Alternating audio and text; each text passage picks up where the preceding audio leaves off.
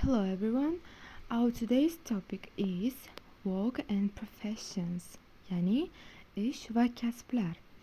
Kitobimizda ko'rishingiz mumkin. Bu mavzuda har xil bir-biridan ko'p lug'atlar berib qo'yilgan. For example, teacher, doctor, engineer, nurse, police officer, and etc.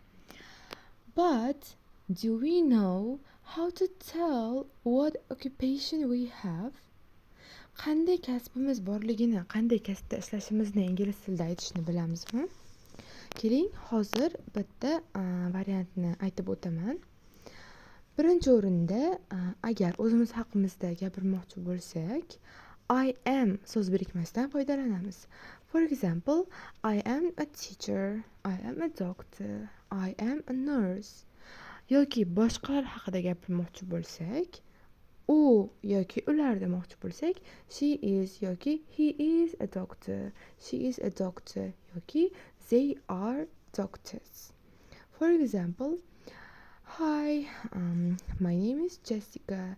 I am 20 years old and I am an English teacher, and she is my friend Anna. She is a doctor.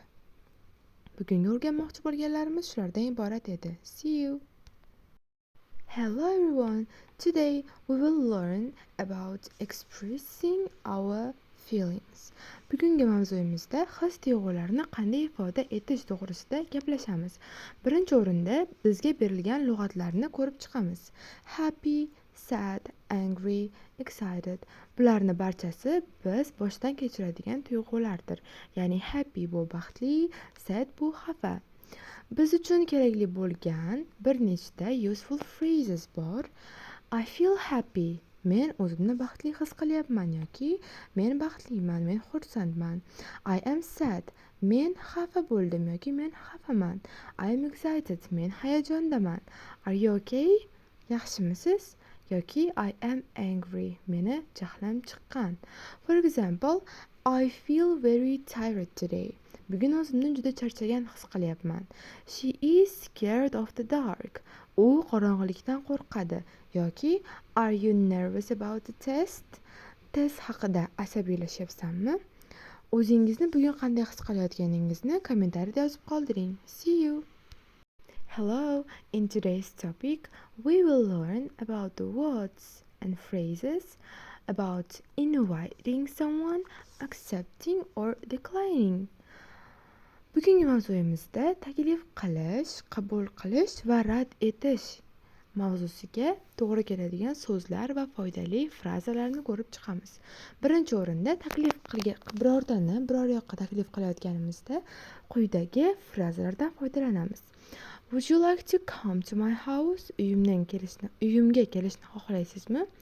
Yoki do you want to go for a walk this evening?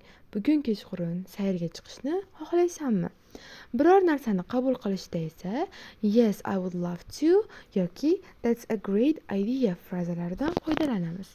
Rad etishda esa I'm sorry I can't, maybe another time yoki I would love to but I'm busy. For example, would you like to go to the cinema this weekend? That sounds great. I would love to. Bugungi o'rganmoqchi bo'lgan frazalarimiz shulardan iborat edi. See you.